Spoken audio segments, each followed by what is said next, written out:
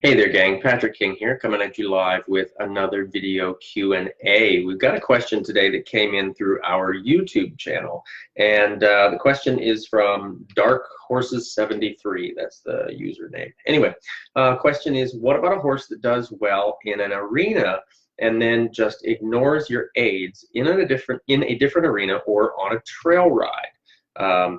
Laughing, saying, just teach relaxation while almost dying. So again, the question is, what about a horse that does well in the arena but then ignores your aids in a different arena or when you're out on a trail ride? And when you've got a horse that's ignoring your aids, the question to me comes down to, why is the horse ignoring our aids? If the horse is following the aids in one arena but not another, if they're in one arena following your aids well, then we can assume that they understand your aids.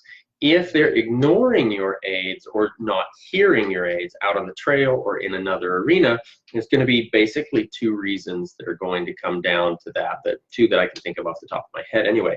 One of them is going to simply be distraction, and the other is going to be tension. And basically, to me, the answer to our question, regardless of which those challenges are, is going to be basically the same. We need to return to our foundation exercises in those moments to bring about relaxation. So if we're riding in an arena, say we're asking for contact, we're asking for basically anything of our horse. As a rider, we'd be looking at returning to maybe giving your reins and just letting that horse find their natural tempo, find that controlled, relaxed tempo on their own before we start communicating with them. If they're distracted, maybe we need to take some time, kind of satisfy their curiosity. If it's a new arena or out on the trail, kind of let them explore. I'm a big believer in letting our horses look around when we go to a new area. I'm not saying they're allowed to take over, but I think it's really important that they get the opportunity to look around and soak in the surroundings. Otherwise, if you're not letting your horse look around, if you're not letting him see what's around him, what value is he actually getting by going to a new arena or getting exposed to new places?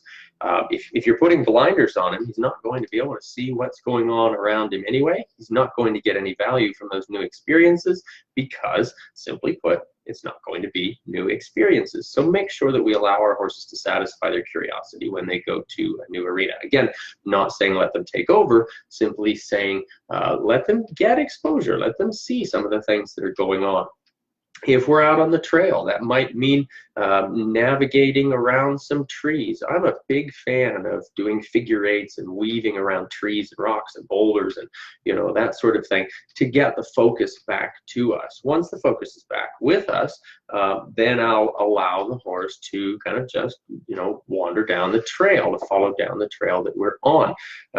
If, again, going back to that idea, if our horse is ignoring our aids in a new arena or on the trail ride, if distraction is the case, go back to the foundation exercises and also satisfy our curiosity. If tension is the case, or loss of relaxation, then we might be looking at something different. Your foundation exercises might be sufficient to help that horse find the relaxation, also focusing back on us, but there's also going to be cases where maybe we have to drop the work down a little bit, focus on some of the basic things, steering left, steering right, rein back, half halts.